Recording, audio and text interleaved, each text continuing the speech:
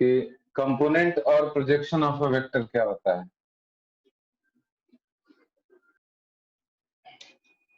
Suppose there is a vector p, ऐसा एक vector है vector p, another vector is vector q। ये दो वेक्टर है और दोनों वेक्टर के बीच में कुछ एंगल है, that angle is theta.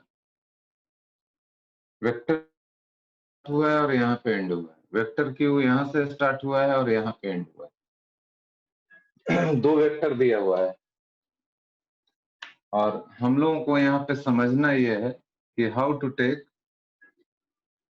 Component of vector p on vector q, component of vector q on vector p, how to take this two, ये दोनों चीज समझना।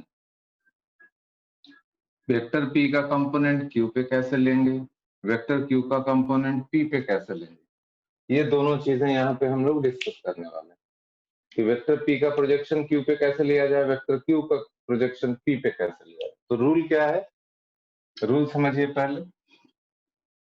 पहला वाला हम लोग डिस्कस कर रहे हैं, सेकंड वाला भी बिल्कुल उसी तरीके से होगा।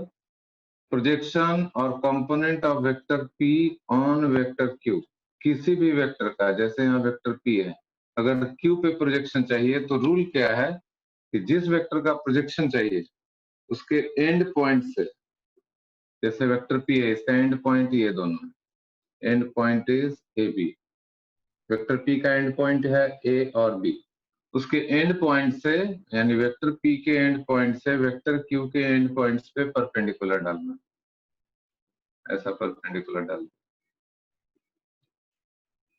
यहाँ परपेंडिकुलर डाल दिया,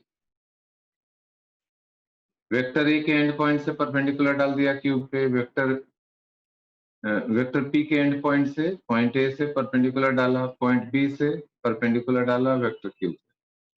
तो ये जो दोनों परपेंडिकुलर्स के बीच का डिस्टेंस हुआ ये, यही कहलाएगा component of vector p on vector q, यानी इन दोनों परपेंडिकुलर्स के बीच का डिस्टेंस को ही हम लोग कंपोनेंट कहते हैं।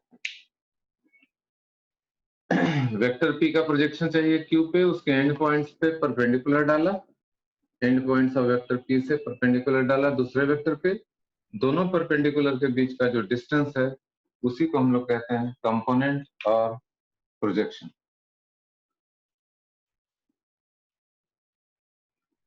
इसका मतलब है हम लोगों को ये वाला लेंथ चाहिए, वही होगा इसका वैल्यू। यहाँ से अगर परपेंडिकुलर डाल दें ऐसे तो ये लेंथ और ये लेंथ दोनों बराबर ही होता है, ये एंगल अगर थीटा है तो ये एंगल भी थीटा ही होगा, ये एंगल अगर थीटा है तो ये एंगल भी थीटा होगा। तो ये लेंथ चाहिए यानी ये लेंथ चाहिए। बेसिकली AC का वैल्यू और DE का वैल्यू दोनों बराबर ही होगा। This length is DE and this is equal to AC। तो ये वाला लेंथ और ये वाला लेंथ दोनों बराबर ही है। तो कैसे कैलकुलेट होगा, डायग्राम में देखिए, अगर cos थीटा यूज किया जाए, cos theta is equal to AC यानी base divided by hypotenuse AB। AB का मतलब होता है वेक्टर P का लेंथ, मैग्नीट्यूड। तो this is AC divided by magnitude of vector P। Magnitude लिखते हैं जब तो वेक्टर साइन हटा लेते हैं, तो AC की वैल्यू आ गई यहाँ पे P cos theta. So component of vector P on vector Q is P cos theta. This is P का मतलब हुआ magnitude of P into cos theta.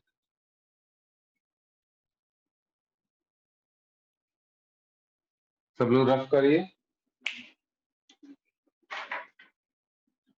करके लिख सकते हैं। जैसे हमने P का प्रोजेक्शन Q पे निकाला उसी तरीके से Q का प्रोजेक्शन अगर P पे चाहिए, जिसका प्रोजेक्शन चाहिए उसका यहाँ मॉडुलस लिखा जाता है, फिर कॉस लिखा जाता है, फिर दोनों वेक्टर्स के बीच का एंगल, तो Q और P के बीच का एंगल थीटा है, थीटा, यानी इसका वैल्यू हो जाएगा Q cos theta.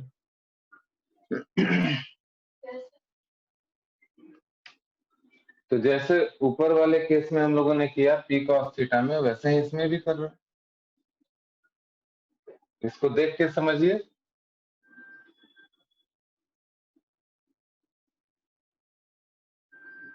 Vector P का प्रोजेक्शन Q पे तो P का मैग्नीट्यूड, वेक्टर Q का प्रोजेक्शन P पे तो Q का मैग्नीट्यूड, cos P और Q के बीच का एंगल, यहाँ Q और P के बीच का एंगल, P और Q के बीच में एंगल थीटा है और Q और P के बीच में भी एंगल वही है, इसलिए थीटा चेंज नहीं हुआ, वही रह गया।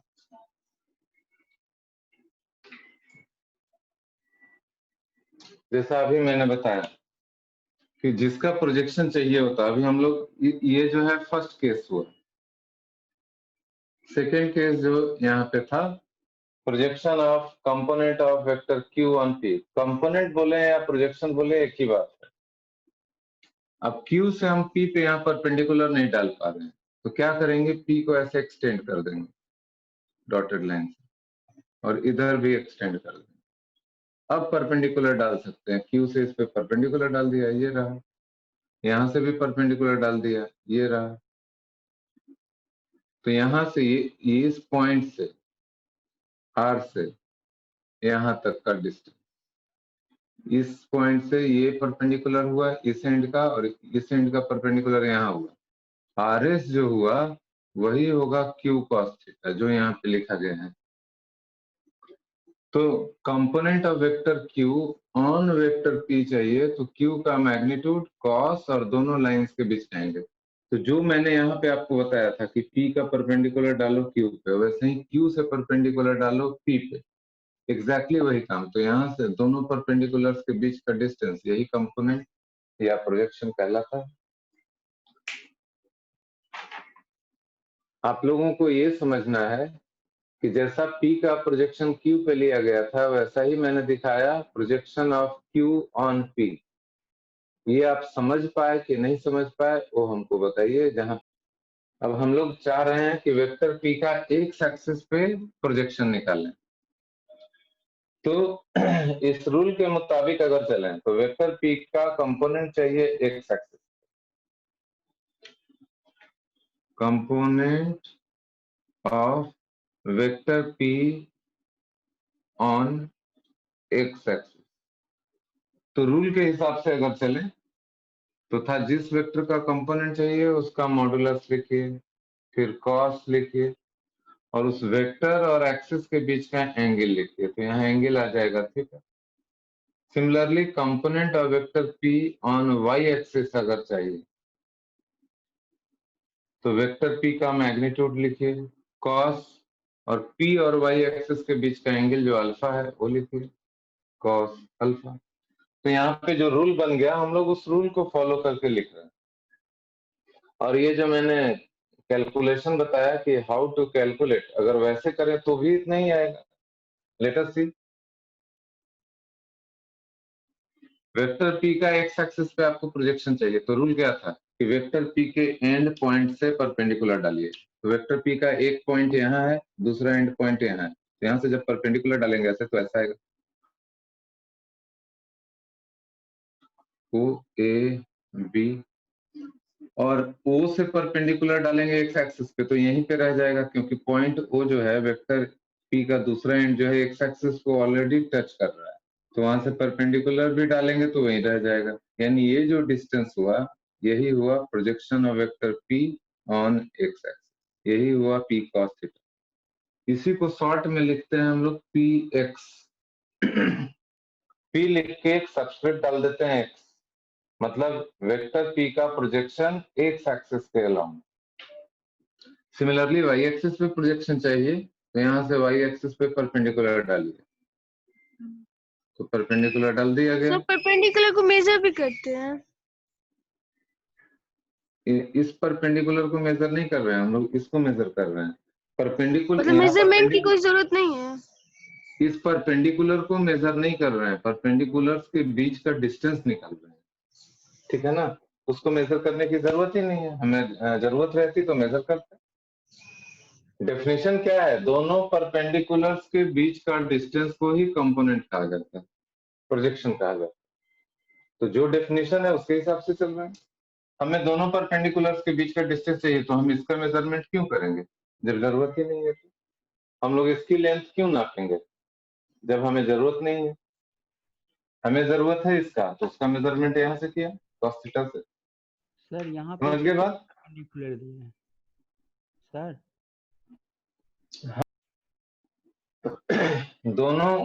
दोनों कंपोनेंट के बीच में 90 डिग्री का एंगल है, क्योंकि एक्स वाई एक्सेस आपस में 90 डिग्री एंगल पे है, इसलिए इन दोनों कंपोनेंट्स को हम लोग रेक्टेंगुलर कंपोनेंट्स बोलते हैं। रेक्टेंगुलर कंपोनेंट्स का मतलब हुआ कि ये दोनों कंपोनेंट आपस में 90 डिग्री पे इंक्लाइंड है। सबसे पहला पॉइंट में मैंने बताया कि how to take component of a vector और प्रोजेक्शन ऑफ अ वेक्टर, इसका मतलब क्या होता है। और दूसरे डायग्राम में मैंने आपको ये बताया कि rectangular components of a vector का क्या मतलब होता है।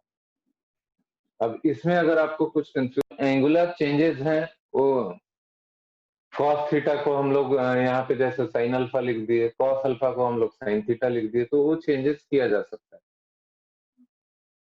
तो इस एग्जांपल में समझ में आ गया कि QX Q cos 30 कैसे हो गया, QY Q cos 60 कैसे हो गया। अभी हम लोग डिस्कस करेंगे representation of a two dimensional vector. इसका मतलब होता है ऐसा वेक्टर जिसको दो कंपोनेंट। वन डायमेंशनल वेक्टर का मतलब होता है ऐसा वेक्टर जिसको सिर्फ एक ही कंपोनेंट हो। टू डायमेंशनल वेक्टर का मतलब है ऐसा वेक्टर जिसको दो दो कंपोनेंट हो।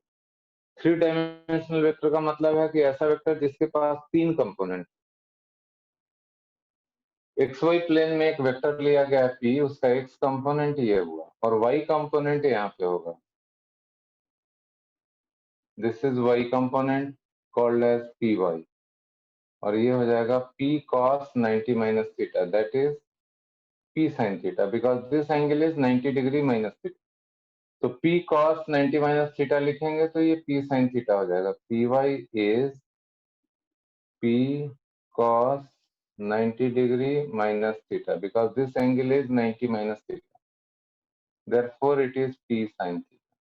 तो ये दोनों कंपोनेंट हो गए, वेक्टर P के दोनों कंपोनेंट हो गए। एक कंपोनेंट हो गया P cos theta और एक कंपोनेंट हो गया P sin theta। X axis के अलोंग जो यूनिट वेक्टर होता है दैट इज I, और वाई एक्सिस के अलोंग जो यूनिट वेक्टर होता है वो होता है J।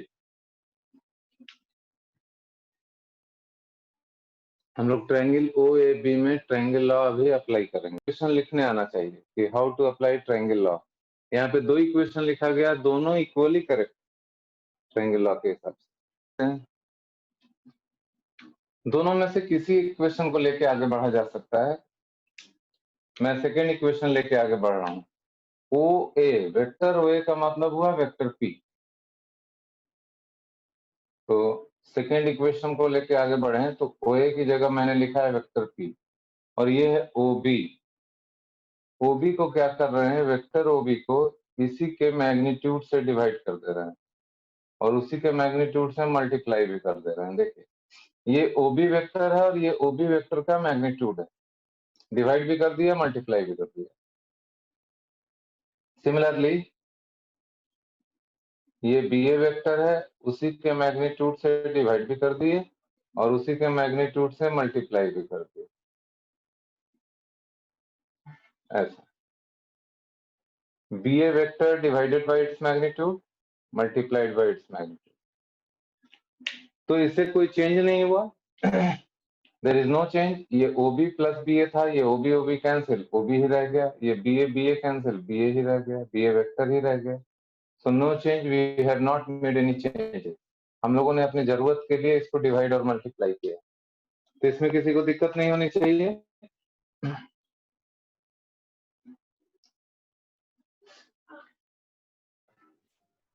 अब यहाँ पे देखिए OB वेक्टर को OB से डिवाइड करने पे यूनिट वेक्टर मिला, and this is lying along x axis, इसलिए OB कैप की जगह मैंने I कैप लिख दिया। सिमिलरली BA को पहले लिख दे रहे हैं और BA कैप जो है वाई एक्सिस के अलोंग है। इधर वाई एक्सिस के अलोंग जो यूनिट वेक्टर है BA कैप है, उसको हम लोग J कैप भी लिख सकते हैं। तो अब इक्वेशन बन गया vector P equals OB into I cap, और OB का वैल्यू ये रहा PX, तो PX into I cap, BA ये रहा, BA का वैल्यू PY के बराबर है, तो PY इंटू J। अगेन इसका मतलब है कि 2 डायमेंशनल वेक्टर को लिखने का तरीका है PX into I cap plus PY into J cap. Px can be replaced by P cos theta, Py can be replaced by P sin theta. So we can also write it as P cos theta into I cap plus P sin theta into J cap. तो किसी भी 2 dimensional vector को हम लोग short में इस तरीके से लिख सकते हैं कंपोनेंट्स के फॉर्म में, या थोड़ा सा एक्सपैंड करके ऐसा लिख सकते हैं। तो ये दो रास्ते हैं 2 डायमेंशनल वेक्टर को दिखाने का, एक तरीका ये हुआ, एक तरीका ये हुआ। तो कोई भी 2 डायमेंशनल वेक्टर को हम लोग इसी तरीके से रिप्रेजेंट करते हैं, डायरेक्शन ऑफ वेक्टर पी। ये तो वेक्टर पी का रिप्रेजेंटेशन हुआ। अभी आपको बता रहे हैं how to find magnitude and direction of vector P. Vector P का मैग्नीट्यूड और डायरेक्शन कैसे निकालेंगे?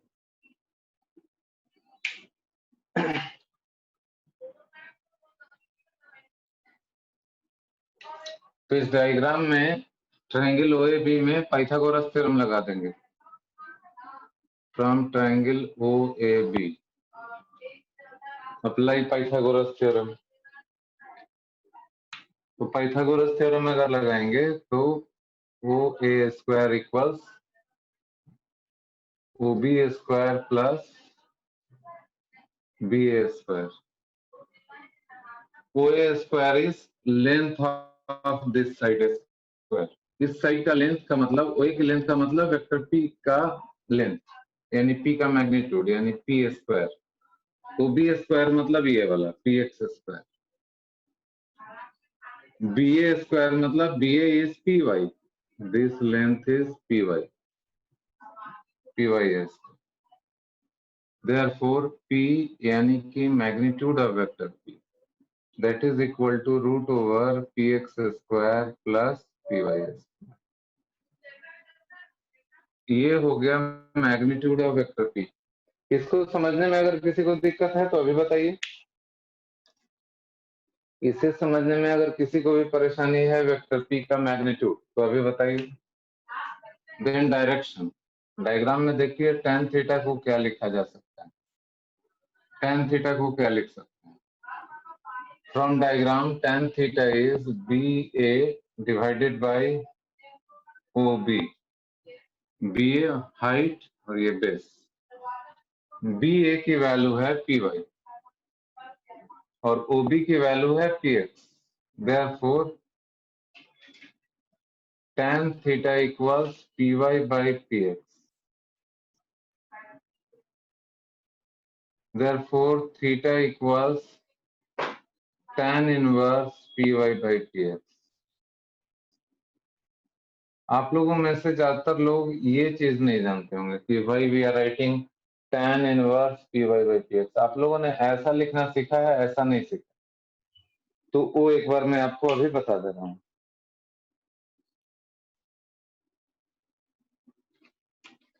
ऐसा लिखने का तरीका यहाँ देखिए। नाउ ऑनवर्ड्स 11th ऑनवर्ड्स आपको इसकी जरूरत पड़ेगी।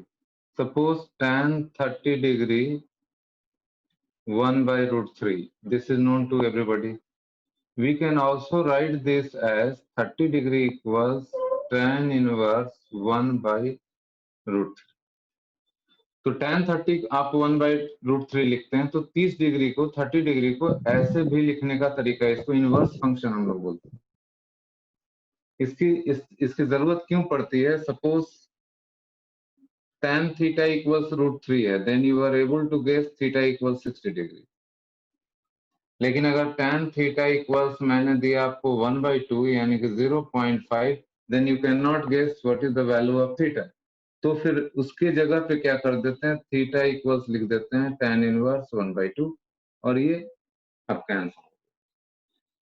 तो जहां पे हम लोग कंप्लीट एंगल नहीं बता पाते हैं वहां पे इनवर्स का यूज करें तो बेहतर रहेगा।